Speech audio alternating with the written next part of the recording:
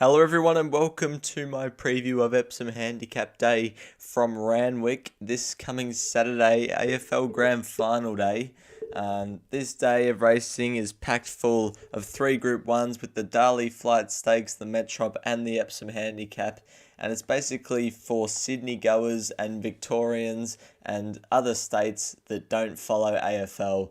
If you follow AFL, you'll be watching the Grand Final like me, but if you're Sydney goer, you're probably tuning into Epsom Handicap Day. And I will be as well, but mainly the AFL Grand Final. But I'm getting off topic already. We're going to start with what happened last week, which was Golden Rose Day. It was a very successful day. It's working, yep.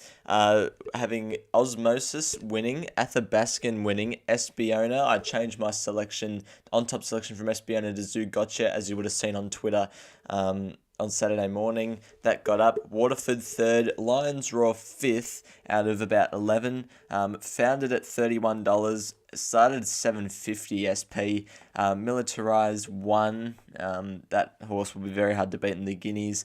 I tipped it at 9. It started $6.50, and in race 9, Journalism ran 5th. And you would have heard me mention Vienna Princess as well in the little Google Slides PowerPoint as well. And that one paying $7. So all around last week, very good. Let's see if we can continue on this week. So this week, I can't remember how many races. I think we're previewing 7 of 10 at Randwick. And the first one we're going to take a look at is race number 2, the Group 3 Gimcrack Stakes over the 1,000 metres for the 2-year-old fillies. Last 3 winners of this race have been Platinum Jubilee, Coolangatta and Enthar.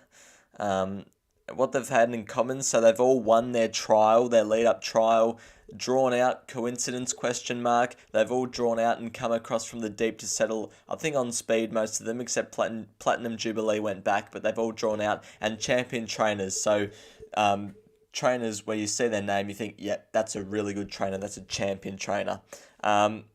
So what I've got for this race is Lady Tassort for me. Not much information, but we'll see what's going on. So I'm trying to remember why. I think the only reason... Sorry, I'll get back on to Lady Tassort. I'm trying to say too many things at once, but it's drawn out tick. It won its trial very well, beating Shiver Me Pink and Repose tick. Ran a faster time than Lady of Camelot, but then again, it had a 5 metre head start, so it sort of evens out. So they ran similar, these two horses. One's 260, one's 390. Lady Tassort's 390. I'd rather take the 390 about Lady Tassort than the 260 about Lady of Camelot. But they're both very similar. I think Lady Tassort probably leads, but there's a bunch of them that will go forward to lead. Invincible Madison can win as well. It's also a very good chance. It's a 2-year-old race, so we don't have much information, but I think Lady Tassort represents good value. In the Gimcrack, race 3 is the Group 3 Breeders' Plate over the 1,000 metres for the 2-year-old colts and geldings this time. The past 3 winners of this race, Empire of Japan, Sajardin and Shaquero. What have they had in common? They've all been under $10 SP, so they've been found by the market, and they've all been within 1 length in their trial. So this race has one standout, and that standout is Scampy, Jason Collett. 2-year-old colt by Blue Point looks very hard to beat from gate 7. It'll be in an on-speed roll. It looked to move very well in its trial, and it'll be hard to beat. It's odds on at the moment. It could be a star, this horse, and I'm happy to be with it. But then again, a 2-year-old race, I'm not going to be too confident, but we'll see what happens. Race 4 is the next one we're going to take a look at. It's a benchmark 88 over the 1,600 metres. The past 3 winners of this race have been Hosier, Wairere Falls, and Lure Me In. What they've had in common, they've all drawn out. They've all been under $10 starting price, so they've been well found by the market, and they've all been sound in a 125k plus prize money race last start. That just means they've been good last start in a Saturday class race, or a race of good quality depth. So there's 3 liked here, and number 13 is Altivo, not Airman. That's Airman. down there. That's meant to be Altivo. But the 3 for me are Political Debate, For Valor, and Airman. So Political Debate I like. J-Mac back on, Blinkers first time, drawn 14, drawn out, was good in the Bill Ritchie, well, not bad in the Bill Ritchie last start, but before that was good in a benchmark 100, back to its, a suitable class for this horse, was good there, and I think it's probably going to be hard to beat on Saturday, and it's double figures at the moment, which I was surprised about. Unspoken, I think, is the favourite. It's drawn gate 1, which I'm not a big fan of. For Valor, my rule number 1 for racing is never doubt a Waterhouse Bott horse at an untried distance, or a distance it's never seen before, because they train their horses to just keep going. This horse was probably stopping a bit last week over the 1400 behind Vienna Princess, and now steps up to 1600. I don't see it to be any query just because it's Waterhouse Bott. But I like it on the week back up. It should roll forward from 17. It's 4 from 5 at the 1600 metres if you count 1550 races. Doesn't look to be any other sole leader except for this horse, and it could go on for a long way. And then Altivo draws out good. Zach Lloyd is a very good jockey. I'm not too sure what happened last start, but I'm pretty sure it should have won. Second up fitter. It's a good horse in the making. So those 3 for me in the benchmark 88, but it's a open race. As we move on to the next one, it's race 6, the Group 1 flight stakes for the 3-year-old fillies over the 1600 metres. The past 3 winners of this race have been Zougotcha, Never Been Kissed, and also Motophilia. As we take a look at what have they had in common? So they've all been peaking 3rd to 4th up. So peaking in their campaigns. All ran last start in the T rows. So that's the main lead up, obviously. Has already won in the prep. Also very interesting to note, they have already won a race in the preparation, and the same rider rode it in the T rows. So for example, Zach Lloyd rode it in the T rows, 'Tis Invincible, and it's riding it again here. So that's what that means. We're going to move on to my top 4 now, and I think I said this in my Moya Stakes preview. I'm 4 from 4 so far in Group 1s this season. We've got Imperatriz to come tomorrow night in the Moya. There's 3 Group 1s on Saturday. Can I go 8 from 8? Probably not. They're all outsiders, and I've gone for a bit of an upset here. I'm actually putting Tropical Squall on top.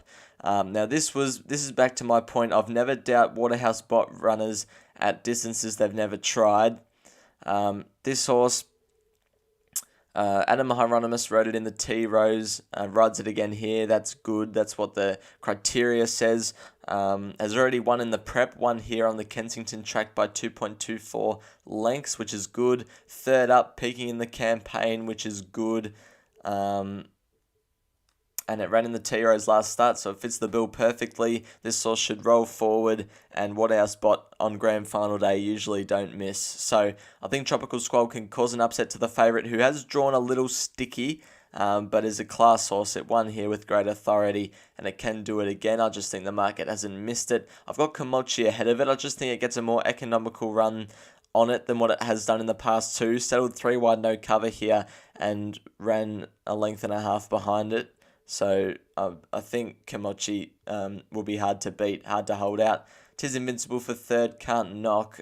French Endeavour for 4th. This horse for Dylan Gibbons ran in the T-Rows last start. Gibbons rides it here. It's 5th up, not 3rd to 4th up, but that's all right. And the other one at a big price is the Blake Shin ridden Captain Amelia. This horse is 4th up, peaking in the campaign, which is good. It's already won in this preparation, which is good. The only thing that stopped it was that Blake Shin goes on for Josh Parr, but I guess that's a help more than a hindrance, and it's Blinker's first time, and this horse is 80 to 1, so I think this horse is the value in the Flight Stakes Captain Amelia, but I'm with Tropical Squall. As we move on to the next race. Race 7, the Group 2 Premier Stakes over the 1200. Past 3 winners of this race include Lost and Running in 2022, Masked Crusader 2021, and Libertini in 2020. What have they had in common? They've all drawn an inside barrier. They've all taken a sit behind the fast speed, and 2 out of the 3, which has been Lost and Running and Masked Crusader, have both run in the shorts, and Libertini, who was the other winner, was first up. So there's a horse first up here that's very classy. He's won 8 from 9, 9 from 10 now. Think about it. I should go on to what I'm doing first. Think About It is hard to beat and a classy animal, but the 2 class runners that make the most value appeal in Lost and Running and Marzu. So Think About It's a class horse, won the Stradbroke, won the Kingsman Smith Cup, drawn gate 2, which is good. Get a soft run for Sam Clipperton. I think this horse will be hard to beat, as many others would think as well. As I said, the 2 that represent the most value in my opinion are Lost and Running and Marzu. Lost and Running draws an inside barrier, which is good. It comes through the shorts, which is good. However, it didn't run overly great, and it should take a sit, probably leaders back for Jamie Carr. If it leads, then the other horse that will be hard to hold out is Marzu. This horse is also at double figures. I think this horse is probably a better chance than Lost and Running. Draws forward, draws in, which is good. Comes through the shorts, which is good. From gate 10, had to get right back in the shorts. Now draws 4, can be in a more economical position and will be running well, Marzu. But Think About It is going to be extremely hard to beat. Race 8 is the Group 1 Epsom Handicap over the 1600 metres. The past 3 winners of this race include Top Ranked in Ellsberg in the Dead Heat last year, Private Eye in 2021. That's Probabil, I'm not sure. Oh, yeah, Probabil 2020. That's what Probabil is in the middle for.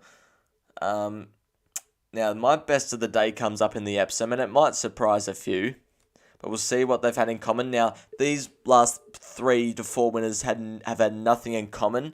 I've had to say they've all come through the Bill Ritchie. Ellsberg did not run in the Bill Ritchie last year, but Top Rank did, Probabil did, Private Eye did. So I think Bill Ritchie's probably the main form lead up. 2 out of the 4 come through the Show County, where they've been within a length. 2 out of the 4 come within the Theo Marks, where they've been within 2.5 lengths. So really, there's nothing to go off here. But based off form, this is my best of the day here. Number 17, Redina. I'm not too sure why this horse isn't shorter and why it's drifted from its current place in the market. This horse opened 11. It's now out to 15, I think. Kathy O'Hara, 50 kilos. This horse is well weighted. Draws gate 2, so can be right there on speed again. Very good winner in the Bill Ritchie, which is the main lead up. I reckon this horse is really hard to beat, Redina, and gate 2 might prove a bit tricky because of the big field and it might need a bit of luck, but if it gets out, I think it's really hard to beat Redina. Can't see why it's not shorter. Converge also comes through the Bill Ritchie, was good in defeat behind Redina. This horse draws gate 9 for a nice economical run. Second up fitter, Timmy Clark, will be running well. The Inevitable's got to be in there. This horse was a very big eye catcher in the Theo Marks last start. First up, second up fitter, draws gate 8, will get a nice run, be pouncing in them late. Has to carry 5.5 kilos more than Redina, but it deserves to, definitely. And the other one was Not Hope in Your Heart, Nugget. Now, this horse was in the Futures Bet series, but it was based on the assumption it would go to either the Bill Ritchie or the Shannon Stakes. It didn't, but I still think it can run well for Goat Oliver, who 54 kilos is probably his lightest he can get to. Draws 19, so we need a bit of luck. I'll be surprised if it wins, to be honest, Nugget, but it can run well, as that's the Group 1 Epsom Handicap. Best of the day, Redina for me. As we move on to race 9 now, the Group 1 Metrop, the Metropolitan over the 2400 metres. The past 3 winners of this race have been No Compromise, Montefilia, and Mirage Dancer. What have they had in common? They've all run in a Group 3 2000 metre race last start, so it's usually the Kingston Town Stakes. Peaking 3rd to 4th up in their preparations. 2 out of the 3 ran in the Chelmsford 2-back. Mirage Dancer didn't, and that's only because it was trained in Victoria, and under $10 SP. So it's been well found by the market. So my top 4 consists of this. Major Beal on top. Now, this horse was in the Futures Bet series quite a while ago for the Metrop, and I stick by my decision. I reckon this horse is extremely hard to beat. Was really good in the Chelmsford, which is where I put it in the Futures Bet series. Was not bad in the Kingston Town, but now out to the distance of 2,400 metres. Timmy Clark back on is more tactically advantageous this start, in my opinion.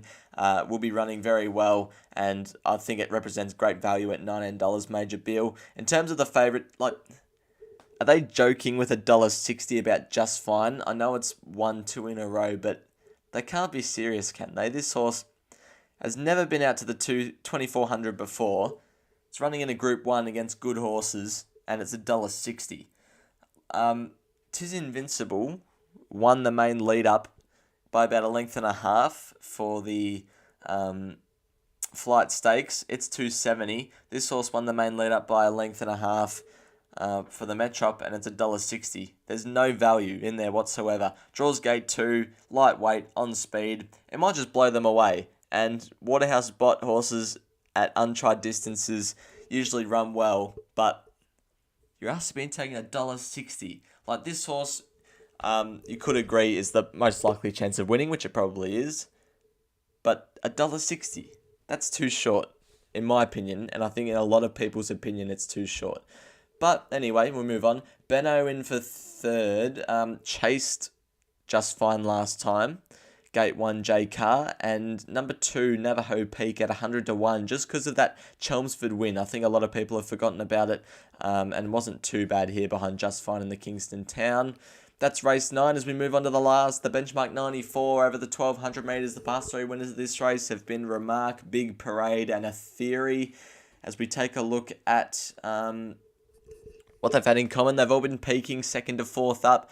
They've all been right in the market. They've all drawn an inside barrier, and they've been a benchmark 88 winner in their past couple of starts. So the one that fits the bill ideally here, and I'll be surprised if it's getting beat, is Kaboo. I was against this horse first up. I'm with it this time. Second up, Fitter, 100% strike rate, win strike rate for second up. Draws gate 8, on speed. This horse is hard to beat. And the one that represents value, I actually haven't flicked the slide yet. The one that represents value is much, much better. Now, this horse draws a little bit out, which isn't great, but is basically a benchmark 88 winner here, where it finished within half a length on 2 occasions, and won a benchmark 88 last preparation. Colino franked the form by beating Antino and Detonator Jack at Flemington. And this horse, I just think because of the price, it's over the odds. Not insane value, but I just think it deserves to be shorter. We'll move on now to the final part of the show. Just the final thoughts. In race 2, I think Lady Tassort represents more value than Lady of Camelot. I'm happy to have Lady Tassort on top. Race 3, Scampy could be a star. $1.80 should just be winning based off that fact of the market, shouldn't it? Race 4, I'm going Altivo just ahead of Political Debate, and 4 Valor probably third in my numbers.